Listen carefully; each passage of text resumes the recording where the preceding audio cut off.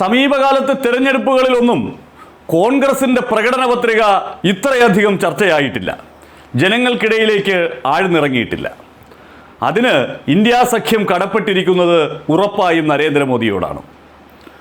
കോൺഗ്രസിൻ്റെ പ്രകടന പത്രികയിൽ ഇല്ലാത്ത കാര്യങ്ങൾ പ്രകടന പത്രികയിൽ ഉണ്ട് എന്ന് പറഞ്ഞ് വർഗീയ ധ്രുവീകരണം ഉണ്ടാക്കാൻ മോദി 3-4 ദിവസമായി നടത്തുന്ന ശ്രമങ്ങൾ കോൺഗ്രസ് പ്രകടന പത്രികയെ എല്ലാ വിഭാഗം ജനങ്ങളിലേക്കും ആഴത്തിലെത്തിക്കുന്നതിന് കാരണമായി.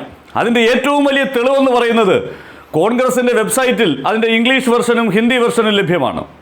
ഈ മോദി ഈ പ്രകടന പത്രികയിൽ മംഗല്യസൂത്രം പറിച്ചെടുത്ത് മുസ്ലിങ്ങൾക്ക് കൊടുക്കും, മുസ്ലിങ്ങൾക്ക് സ്വത്തുകളെല്ലാം തട്ടിയെടുത്ത് കൊടുക്കാൻ പോവുകയാണ് എന്നൊക്കെ പ്രകടന പത്രികയിൽ എഴുതി വച്ചിരിക്കുന്നു എന്ന് പറഞ്ഞപ്പോൾ ആളുകൾ ഒരു കൗതുകം കൊണ്ട് നോക്കി, ഇനി അങ്ങനെ ഉണ്ടോ? 72 മണിക്കൂർ കൊണ്ട് 50 ലക്ഷം പ്രകടന പത്രികകളാണ് ഡൗൺലോഡ് ചെയ്യപ്പെട്ടത്. എന്തൊരു വ്യാപ്തിയാണതിന്, ഒന്ന് ആലോചിച്ച് നോക്കൂ. 50 ലക്ഷം പ്രകടന പത്രികകൾ അതിനകത്ത് നിന്ന് ഡൗൺലോഡ് ചെയ്യപ്പെടുന്നു. ഓരോ മണിക്കൂറിലും അത് ഡൗൺലോഡ് ചെയ്യുന്ന ആളുകളുടെ എണ്ണം കൂടുന്നു. മോദി ഒരിടത്ത് ഇതേക്കുറിച്ചൊരു നുണ പറയുമ്പോൾ തന്നെ അത് ഉള്ളതാണോ അതോ മോദി നുണ പറഞ്ഞതാണോ എന്ന് അറിയാൻ, അത് വായിച്ചു നോക്കാൻ ആളുകൾ താല്പര്യം കാണിക്കുന്നു. അപ്പോൾ പ്രകടന പത്രികയിലെ ഹൈലൈറ്റുകൾ മാത്രം കോൺഗ്രസ് ജനങ്ങളിലേക്ക് എത്തിക്കാൻ ശ്രമിക്കുമ്പോൾ ആ പ്രകടന പത്രിക പൂർണ്ണമായി തന്നെ വോട്ടർമാരിലേക്ക് എത്തിക്കുന്നതിന് നരേന്ദ്രമോദി സഹായിക്കുന്നു. കോൺഗ്രസ്സുകാർ ഉറപ്പായും പറയണം നരേന്ദ്രമോദി ഞങ്ങളുടെ ഐശ്വര്യമെന്ന്. കോൺഗ്രസിന്റെ പ്രകടന പത്രികയ്ക്ക് ഇത്രമേൽ മൈലേജ് സമീപകാലത്തൊന്നും ഒരു തെരഞ്ഞെടുപ്പിലും ഉണ്ടായിട്ടില്ല. അതിന് പ്രധാനപ്പെട്ട കാരണക്കാരൻ മോദി തന്നെ. മോദി പറയുന്നതൊക്കെ നുണ. ഏറ്റവും ഒടുവിൽ ഈ ഇൻഹെറിറ്റൻസ് ടാക്സിനെ കുറിച്ച് സാം പിത്രോദ നടത്തിയ പരാമർശത്തെ ഏറ്റുപിടിച്ച് നിങ്ങളുടെ പൈതൃക സ്വത്തുക്കളെല്ലാം ഇതാ ഇവർ ഏറ്റെടുക്കാൻ പോവുകയാണ്, അതിന് നികുതി ചുമത്താൻ പോവുകയാണ് എന്ന് പ്രചരിപ്പിക്കുന്നു. പക്ഷേ ഇതേ BJPയുടെ തലതൊട്ടപ്പനായ ധനകാര്യമന്ത്രിയായിരുന്ന അരുൺ ജെയ്റ്റ്ലി ഈ ഇൻഹെറിറ്റൻസ് ടാക്സ് ഏർപ്പെടുത്തുന്നതിനെ കുറിച്ചുള്ള ചർച്ചകൾ തുടങ്ങി വച്ചിരുന്നു. ധനകാര്യ സഹമന്ത്രിയായിരുന്ന ജയന്ത് സിൻഹ പരസ്യമായി തന്നെ അത് പറഞ്ഞിട്ടുണ്ട്. ഇപ്പോൾ BJPയുടെ IT സെല്ലിന് നേതൃത്വം നൽകുന്ന നുണ ഫാക്ടറിയുടെ തലവൻ അമിത് മാളവ്യ ഇൻഹെറിറ്റൻസ് ടാക്സ് ഈ രാജ്യത്ത് കൊണ്ടുവരുന്നതിൻ്റെ സാധ്യതകളെക്കുറിച്ച് നമ്മൾ ചർച്ച ചെയ്യണമെന്ന് പരസ്യമായി പറഞ്ഞിട്ടുണ്ട്. അതൊക്കെ ഇവർ മറച്ചു വെച്ചിട്ട് സാമ്പിത്രോദ ഇത് പറഞ്ഞേ എന്ന് പറഞ്ഞ് നടക്കുകയാണ്.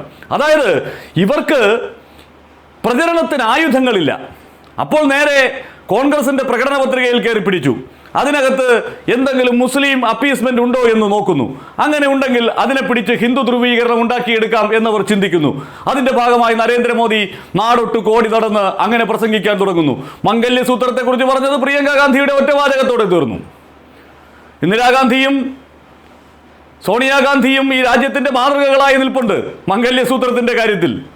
മണിപ്പൂരിലെ വിധവകളുടെ മംഗല്യസൂത്രത്തെക്കുറിച്ച് മോദി പറഞ്ഞു പോകുന്നു.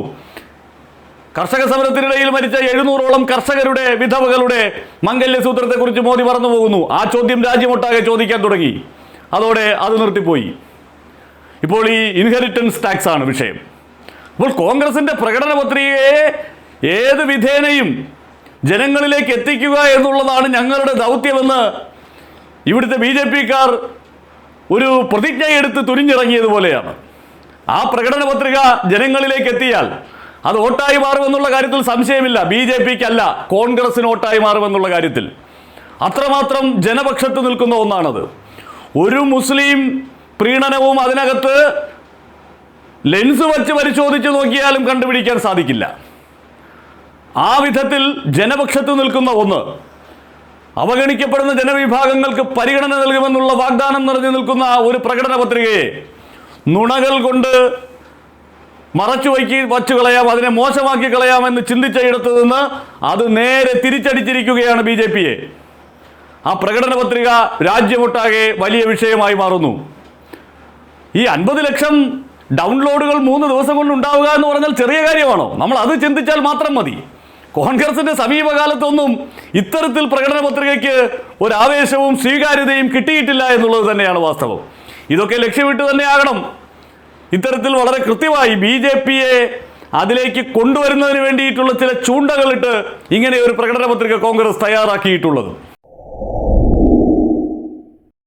അവസാന ഘട്ടത്തിൽ തെക്കൻ കേരളത്തിലെ 6 ലോക്സഭാ മണ്ഡലങ്ങളിലൂടെ യാത്ര ചെയ്തപ്പോൾ ശ്രദ്ധയിൽപ്പെട്ട രസകരമായ കാര്യം, ഈ 6ൽ 5 മണ്ഡലങ്ങളിലെയും BJP സ്ഥാനാർത്ഥികൾ മുന്നോട്ട് വയ്ക്കുന്ന പ്രധാനപ്പെട്ട മുദ്രാവാക്യം ജയിച്ചാൽ അവർ കേന്ദ്രമന്ത്രിയാണ് എന്നതാണ്.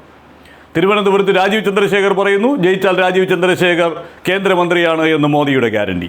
തൊട്ടപ്പുറത്ത് ആറ്റിങ്ങലിൽ വി മുരളീധരൻ പറയുന്നു, ജയിച്ചാൽ മുരളീധരൻ കേന്ദ്രമന്ത്രിയാണ് എന്ന് മോദിയുടെ ഗ്യാരണ്ടി. ആലപ്പുഴയിൽ ശോഭാ സുരേന്ദ്രൻ പറയുന്നു, ജയിച്ചാൽ ആലപ്പുഴയ്ക്കൊരു വനിതാ കേന്ദ്രമന്ത്രി എന്ന് മോദി ഗ്യാരണ്ടി നൽകിയിരിക്കുന്നു. ഇത് റേഡിയോയിലൊക്കെ പരസ്യമായി വരികയാണ്, ആലപ്പുഴയ്ക്കൊരു വനിതാ കേന്ദ്രമന്ത്രി എന്ന്.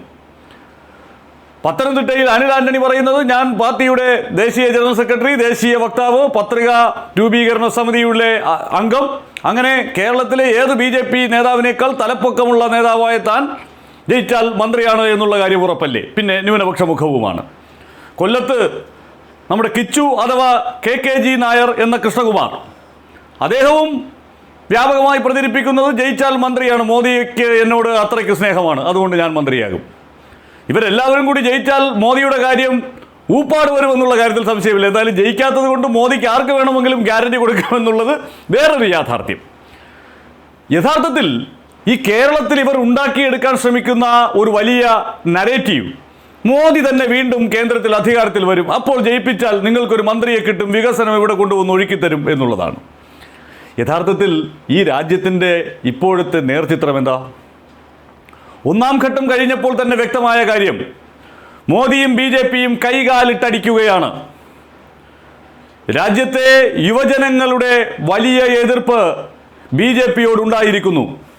തൊഴിലില്ലായ്മ ഈ രാജ്യത്തെ ഏറ്റവും പ്രധാനപ്പെട്ട തെരഞ്ഞെടുപ്പ് വിഷയമായി മാറിയിരിക്കുന്നു. അതുകൊണ്ടാണ് നരേന്ദ്രമോദിക്ക് തൻ്റെ പ്രചരണ തന്ത്രം മാറ്റിപ്പിടിക്കേണ്ടി വരുന്നത്, മുസ്ലിമിനെ ആക്രമിക്കാൻ ശ്രമിക്കുന്നത്, ഹിന്ദു ധ്രുവീകരണം ഉണ്ടാക്കിയെടുക്കാൻ ശ്രമിക്കുന്നത്. അപ്പോൾ തൊഴിലില്ലായ്മ അതിരൂക്ഷമായി നിലനിൽക്കുന്ന ഒരിടത്ത് മറ്റെന്തു പറഞ്ഞാലും അതിനെ മറികടക്കാനാകില്ല എന്നുള്ള തിരിച്ചറിവുണ്ടാകുന്നു. അതുകൊണ്ടാണ് പറഞ്ഞത്, കേരളത്തിന് ഈ പറയുന്ന രാജീവ് ചന്ദ്രശേഖർ മുതൽ ശോഭാ സുരേന്ദ്രൻ, അനിൽ ആന്റണി, വി മുരളീധരൻ, കൃഷ്ണകുമാർ തുടങ്ങിയ ആളുകൾ ഞങ്ങൾ മന്ത്രിയാകുമേ, ഞങ്ങൾ വികസനം ഒഴുക്കുമേ എന്ന് പറയുന്നതിൽ 1% പോലും മയങ്ങിപ്പോകരുത്. മോദിയുടെ കാര്യത്തിൽ പോലും ഗ്യാരണ്ടി ഇല്ല, പിന്നെയല്ലേ മോദി ഇവരെയൊക്കെ മന്ത്രിയാക്കാമെന്ന് പറഞ്ഞിരിക്കുന്ന ഗ്യാരണ്ടി. 1% പോലും. കഴിഞ്ഞ തവണ കിട്ടിയ വോട്ട് പോലും BJPക്ക് കിട്ടാതിരിക്കാനുള്ള ജാഗ്രതയാണ് യഥാർത്ഥത്തിൽ കേരളത്തിലെ ജനങ്ങൾ ഈ തെരഞ്ഞെടുപ്പിൽ കാട്ടേണ്ടത്. ജയിപ്പിക്കാൻ അവർക്ക് എന്തായാലും ചോയ്സുകളുണ്ടല്ലോ. അപ്പോൾ BJP നടത്തുന്ന ഈ മായിക പ്രചരണം, കാരണം മനോരമ പത്രത്തിലൊക്കെ തിരുവനന്തപുരത്ത് 2 ഫുൾ പേജ് പരസ്യമാണ്, 1-ാം പേജിൽ, അകത്തെ 1 പേജിൽ 2 ഫുൾ പേജ് പരസ്യമാണ്. അങ്ങനെ പണം വാരി എറിയുകയാണ് മോദി മഹാനാണ് എന്ന് വരുത്തി തീർക്കാൻ. പക്ഷേ മോദിയുടെ തട്ടകമെന്ന് വിശേഷിപ്പിക്കുന്ന ഉത്തരേന്ത്യയിൽ, ഗുജറാത്തിലടക്കം BJPയുടെ സ്ഥിതി ദയനീയമാണ്.